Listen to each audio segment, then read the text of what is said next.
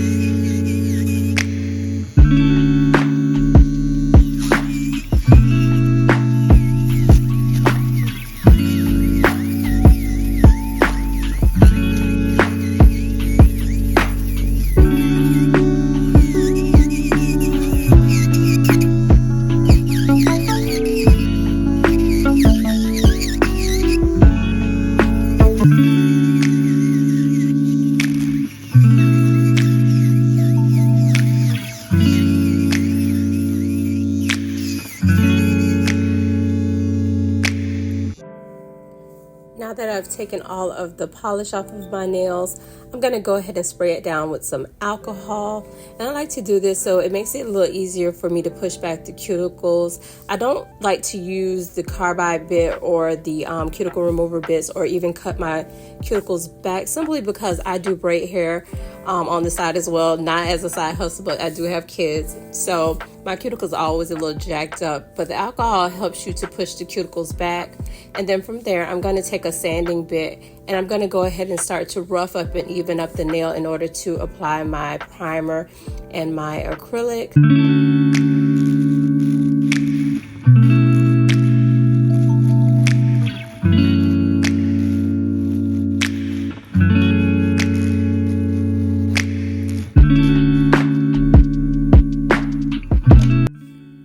Even though I said that I don't like to use the cuticle bit to take off the cuticle, I do like to use the cuticle bit to get any dead cuticle that may be on my nail. And you'll see that I change out the sanding band and I go back to this cuticle bit. And I'm just going to use that to go around my cuticle area to smooth out any dead cuticle that may be on my nail plate. And that'll just help for the acrylic to adhere and to make sure that there is no area for lifting. And then I'll go back over that area with the sanding bit. And I apologize if some things aren't in the frame. I'm still working on my camera angle in order so that you guys can see what I'll be doing.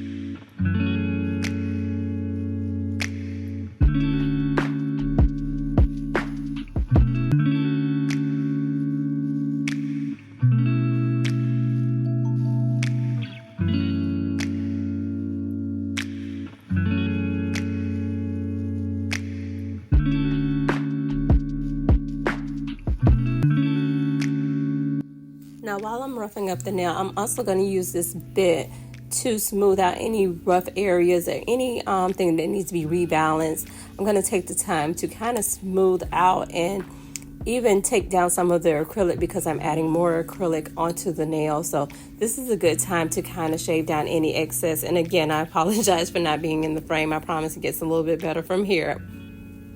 So here I'm just showing you what the nail looks like after it's been roughed and it's ready to start to apply its primer and the acrylic.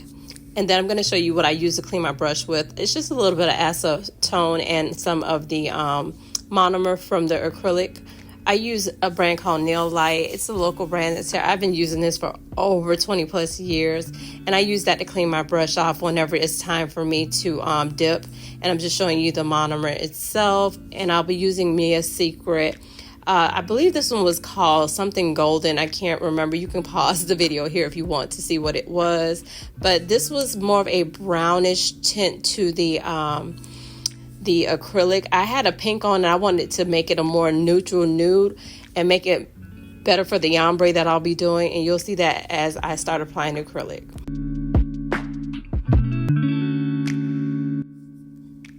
Okay, so in case you guys were wondering, I use a Kolinsky brush, and I've used Kolinsky brushes the whole time I've been doing nails. I've been doing nails since the 90s, and it's always a struggle to do my own nails, but you know, practice always makes perfect, and I am my own best model. Here I'm using I believe this is a size 12 brush. I like to use a 14 or a 16, but those were not clean at the time. I like to soak my brushes, reshape them, and at this time that I decided to do my nails, neither one was available. So you'll see that the tip of my nail is a pink, and that was what I was trying to steer away from. I did enjoy the pink for what I had in the marbling, but because I was going to a ombre and a sunrise type look, I felt like this was better for me, and I actually love it in person. I hope that it does come across as the video continues and you guys see the final product. Let me tell you how we even got into this video. What happened was I was getting ready to order some pigments for my nails, and I'm just going to talk y'all through it because I know y'all can't really see, so you know I'm going to talk y'all through it. But anyway, I was going to order some pigments to do a ombre like I'm doing in this video, and I was like, you know what, back in the day we used to use the eyeshadow and put it with the color, with the clear acrylic in order to make colors. So I was like, you know, what's the difference? Let me go back and see if I can use the eyeshadow to make the ombre effect the same as I would for the pigments. Now, what I will say about the eyeshadow, it depends on how pigmented your eyeshadow is. And here you'll just see me applying my acrylic, and I move from side to side, and I'm just trying to make sure that you guys can see. At the same time, I want to make sure that I'm able to see. So you'll see me moving into different angles as we move throughout the video. Hopefully, you know, my next video will be a little more clearer and you guys can see more of a point of view type of situation. But, you know, give me a little bit of time. You know, if you watch my cooking videos, you know, it took me about 2 or 3 videos to get into it. So this is video number 1 of doing nails. Hopefully number 2 will be even better. Number 3 should be the bomb. So just enjoy.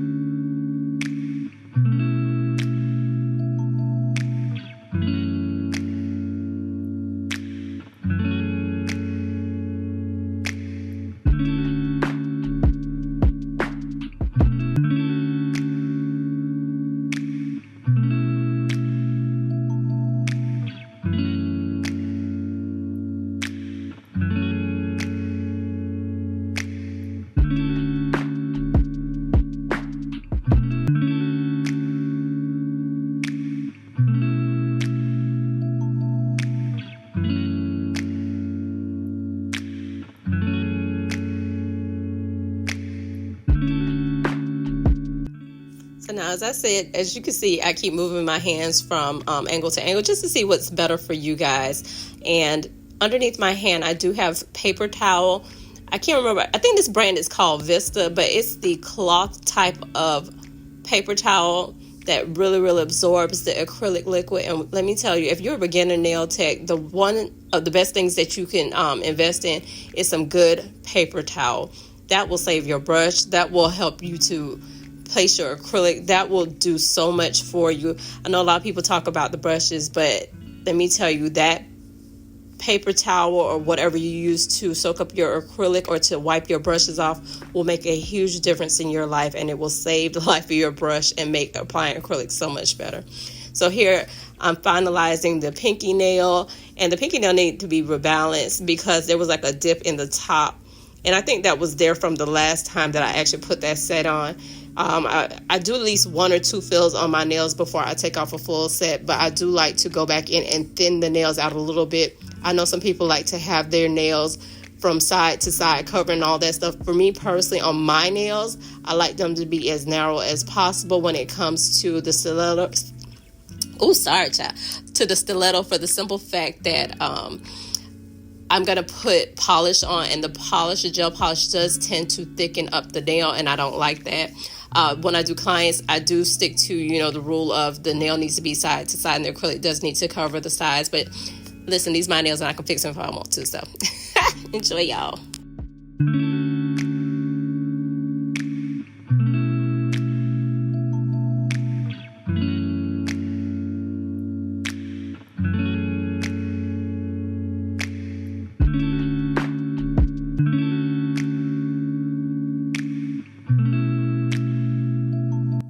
Another important thing to note is that as I'm doing my nails, and like I said, it's a little difficult always to do my nails, even though I've been doing them for years.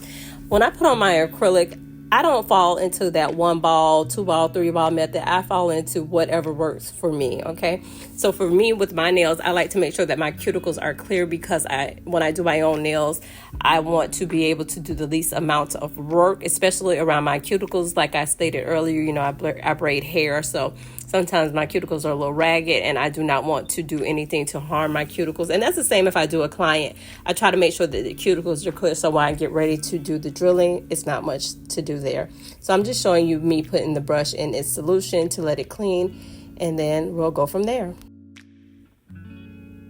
So from there, I'm just going to go ahead and start shaping the sides of my nails. I like to try to get the shape together, whether it be square, coppin, stiletto, rounded on, whatever the shape is. I like to go ahead and do a pre-shaping with the file in order to just kind of get a baseline, and it also gives me an idea of how basically how the nail needs to be drilled down. It gives me an idea of whether it's straight, whether it's lumpy. It's something I've always done, and it helps me to determine how my nails need to be shaped when it comes to drilling. So I always file first, and then I go in with the 5-way carbide to kind of seal around the cuticle area and to take any lumps or bumps or anything I may have missed. Again, I'm outside of the frame. I apologize, but that's basically what I'm doing here, is filing my nail down. And then from there, I'm going to go in and I'm going to drill down the cuticle area and any excess or bulky areas with that carbide bit. And then I'll show you the next step.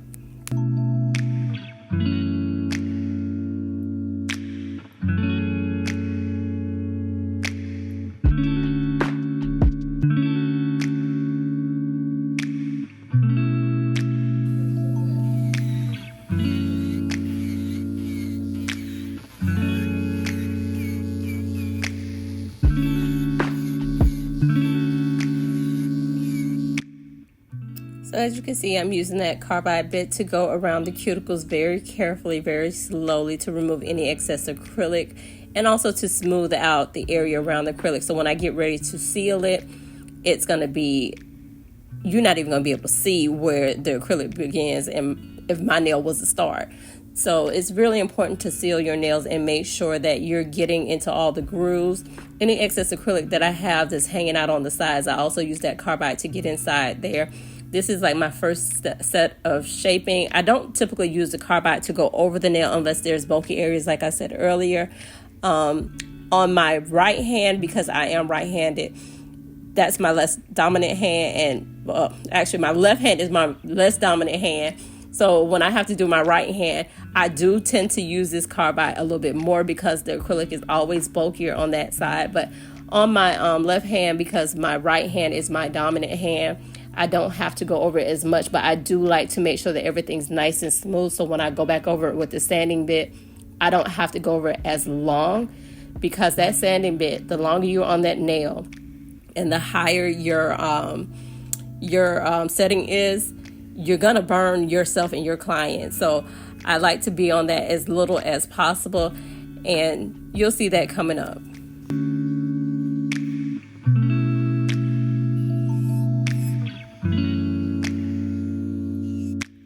Right now you can notice that I'm going under the nail, and that's to get any excess acrylic and to thin anything out that needs to be thinned out. A lot of times acrylic can be under the nail, and in order to do a thorough servicing of nails, you do need to go under and make sure that everything's nice and smooth under there. And using this bit actually guarantees a smooth surface versus trying to use a sanding bit to do that. Now that I've sealed some of the cuticle, they're not fully sealed, I'm going to go in and I'm going to use this coarse sanding bit. And these sanding bits, they come in bulk. Sometimes they have little pieces that are kind of loose, so I just cut that little piece off, because if you're not careful, it can keep hitting the nail, and just, if it's not annoying, it'll just mess up your nail. So I just cut that little piece off. But here I'm just going to go over all the nails. I'm going to go around the cuticle area and just smooth out anything that I may have missed with that carbide bit. And I also go through the whole nail just to make sure that it's smooth. With this bit, a cool thing to note is that you will see any imperfections if you go back and forth over the nail from the bottom, from the base of the nail all the way out to the tip, and you're able to smooth things out. And also for me to balance, I usually turn my nail sideways. So as you can see, I'm going to keep moving around the nail just to kind of see what will work for me, for you guys to see, and also for me to see as well. But yes, so I'm going to be using this on all the nails just to smooth out any areas that the carbide did not smooth out, and just to further seal the nails. I also am going to be using another sander bit after this one, but like I said, I move over these nails pretty quickly when it comes to the nail, and I keep the speed at about 6 or 5. I try not to go over 8. So it just depends on how much excess acrylic is left, how fast I'm going, how close to the cuticles, all those things. And you'll find that out as you go throughout your nail journey. You'll figure out what works best for you.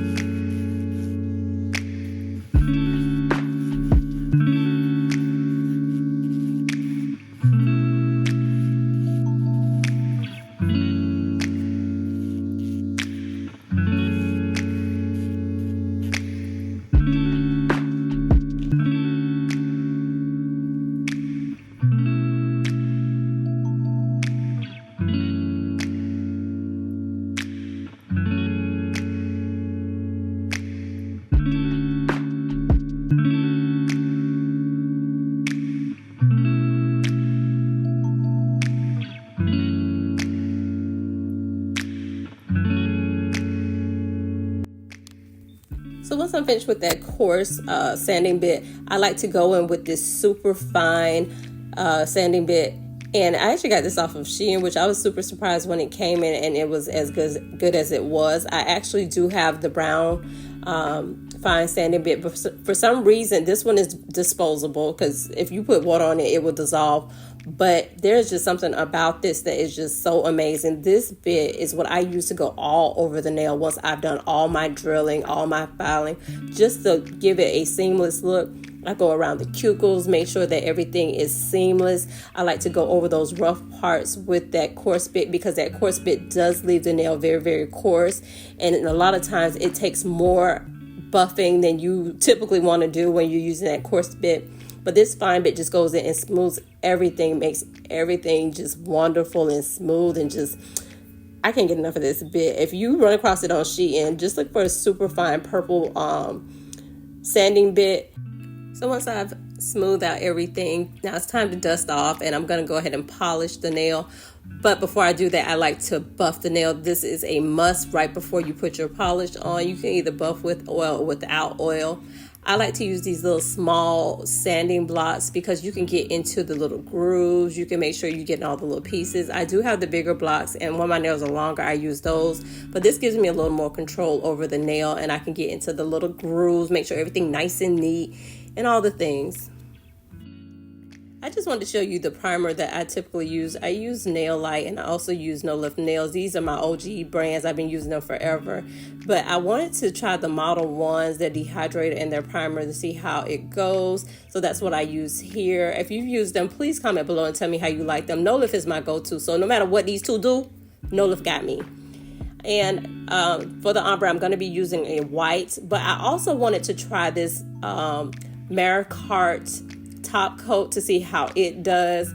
I've never used it. I typically use Koopa and I use Beetles, but I've never used this one. So here I'm just putting on the white base for the pigment, and I've already put on that Marquardt top coat, which dried really, really quickly. I did like a 30-second cure. I'm going to put the white on and I'm going to let it cure for about 15 seconds. And that's just because I'm a klutz. You'll see me also come back once I've cured that for 15 seconds and put a line underneath this white line, just because I want a little razzle dazzle, you know. But at the same time, because I am a klutz and I will hit the nail, I have to do my things in steps for myself. Normally, if I have a client, I would have done the white line that you see me doing, plus this, whatever you call this slant. I would have done that at the same time. But because, like I said, you know, I am going to hit everything and I'm going to get everything on this nail, so we're not going to do that. And I'm just showing you what that looks like. Something simple. I mean, when I tell you this doesn't take more than 5 minutes to do one hand, especially if you're not doing your own hand. So I'm going to go and let that cure, and I like to clean up any imperfections. I like to fix up the line. I like to do all that before I cure, because once it cures, it's there. It's there. You have it. If it's on the skin, it's on the skin, and you're going to have to put oil to take it off. So you'll see me clean up before I go ahead and cure the first time.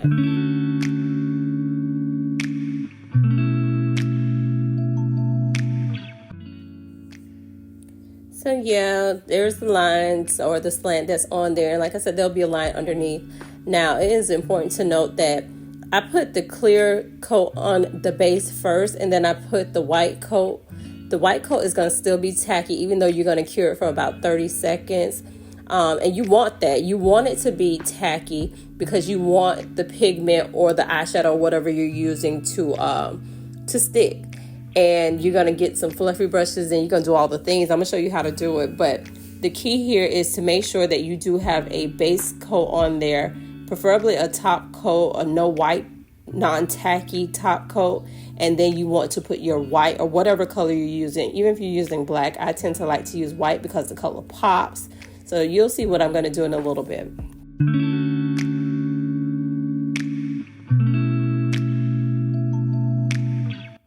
You'll also notice that although I'm drawing the lines, I'm also going underneath the first slant that I did with that striper brush. And I do that in order to just make sure that everything's real crisp and clean. If you don't have a steady hand, or even if you do have a steady hand, you just want to go back underneath that white just to make sure that everything is lined up. And I also go over the white with the liner brush just to fill in any little pieces that may have not completely filled in. I like to use the liner because it doesn't leave lumps and bumps if you use the right amount of polish. I mean, if you get it right the first time, you're good to go. And you could have did this before you cured, but like I said, you know, I did 30-second cures, and this polish is not dry completely until you put the top coat on it. And you'll see I'm going to struggle with this thumb, honey. I'm going to struggle with the thumb, but don't laugh at me because, you know, you struggle too. You know, you struggle through, but we struggle and then, you know, we persevere, right? So practice makes perfect. So enjoy.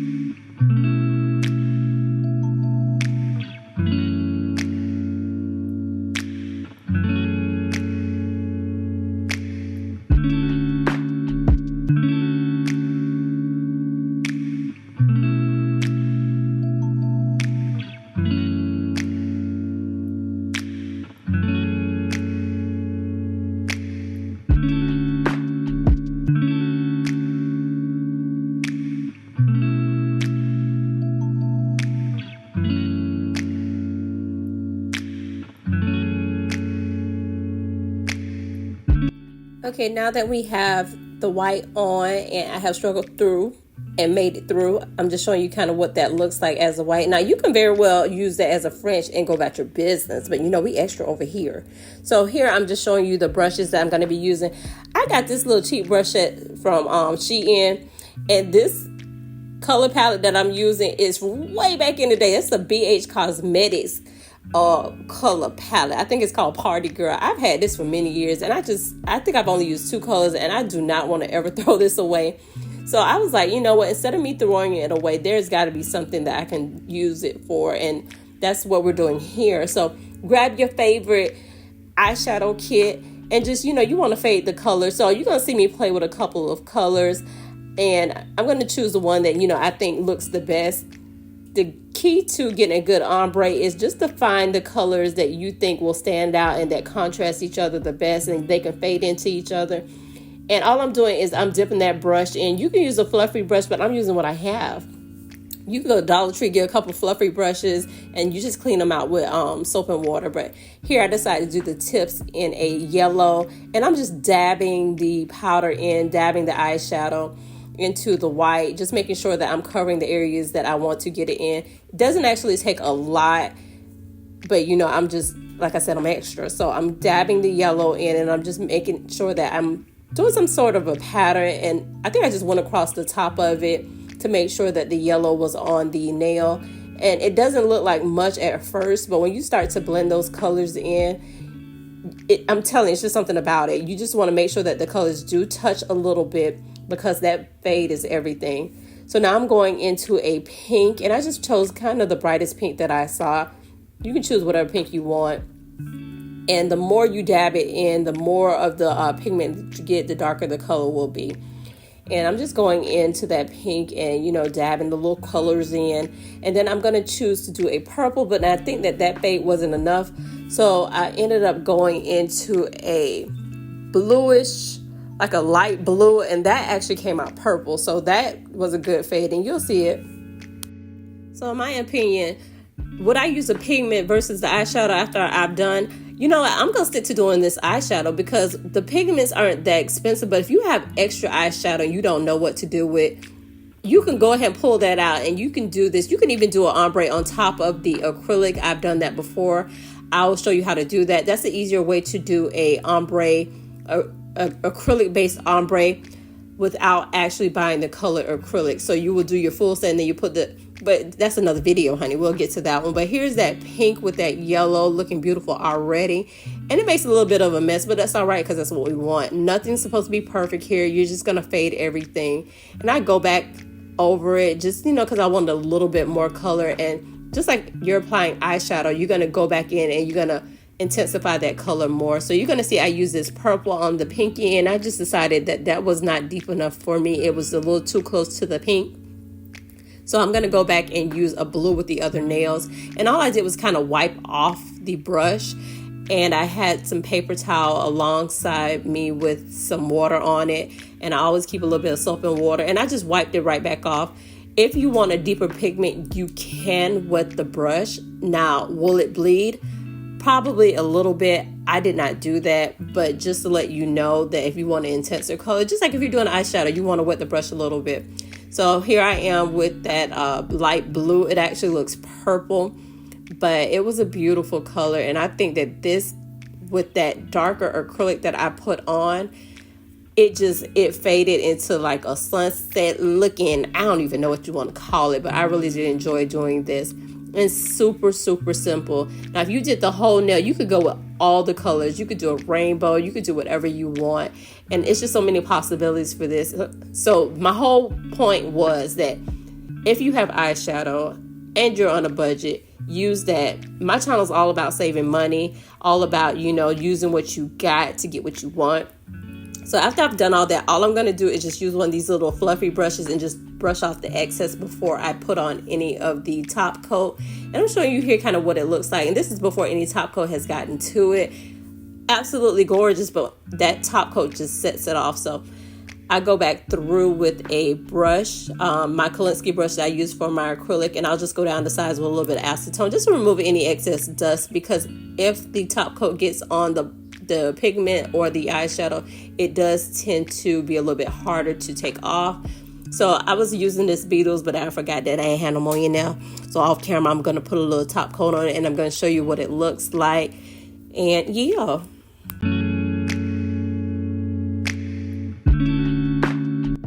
Now, y'all knew I was going to step in here with some more tips.